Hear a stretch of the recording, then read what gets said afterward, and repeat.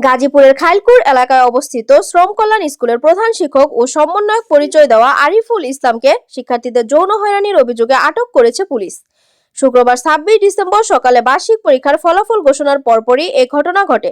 Police ও স্থানীয় সূত্রে জানা যায়, অভিযোগের খবর ছড়িয়ে পড়লে শিক্ষার্থী, অভিভাবক ও স্থানীয় জনতা একত্রিত হয়ে স্কুল প্রাঙ্গণে বিক্ষোভ শুরু করেন এবং অভিযুক্ত শিক্ষককে অবরুদ্ধ করে রাখেন। এ সময় তার অপসারণের দাবিতে পরিস্থিতি উত্তপ্ত হয়ে ওঠে। পরিস্থিতি নিয়ন্ত্রণে প্রথমে জাতীয় জরুরি সেবা 999 নম্বরে ফোন করা হলে পুলিশ ঘটনাস্থলে পৌঁছায়।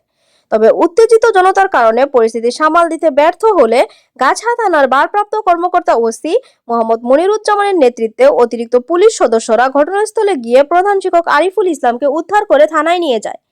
পরে পরিস্থিতি কিছুটা শান্ত হয়। অভিভাবকরা অভিযোগ করে জানান, আরিফুল ইসলাম নিজেকে বৈষম্য বিরোধী ছাত্র আন্দোলনের সমন্বয়ক পরিচয় দিয়ে এলাকায় প্রভাব বিস্তার করতেন। সেই প্রভাব কাজে লাগিয়ে তিনি স্কুলে স্বেচ্ছাচারিতা চালানোর পাশাপাশি একাধিক ছাত্রীকে যৌন হয়রানি করেছেন বলে অভিযোগ রয়েছে তার বিরুদ্ধে। ভয়ের কারণে এতদিন কেউ মুখ খুলতে সাহস পাননি বলেও দাবি করেন ভুক্তভোগী ও স্বজনেরা। এদিকে স্থানীয় বাসিন্দারা জানান, দক্ষিণ খাইলপুর এলাকায় প্রায় 2.5 বিঘা আয়তনের একটি সরকারি খাস পুকুর ভরাট করে দখল করে সেখানে শ্রম কল্যাণ নামের ওই শিক্ষা প্রতিষ্ঠানটি গড়ে তোলা হয়েছে। এ নিয়েও এলাকায় দীর্ঘদিন ধরে নানা অভিযোগ রয়েছে।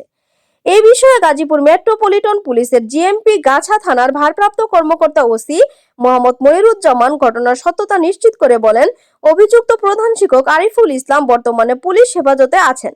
লিখিত অভিযোগ পেলে আইনগত ব্যবস্থা গ্রহণ করা হবে।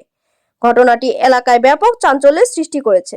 দ্রুত নিরপেক্ষ তদন্তের মাধ্যমে অভিযুক্ত ওই শিক্ষকের দৃষ্টান্তমূলক শাস্তির দাবি জানিয়েছেন অভিভাবক ও স্থানীয় সচেতন মহল।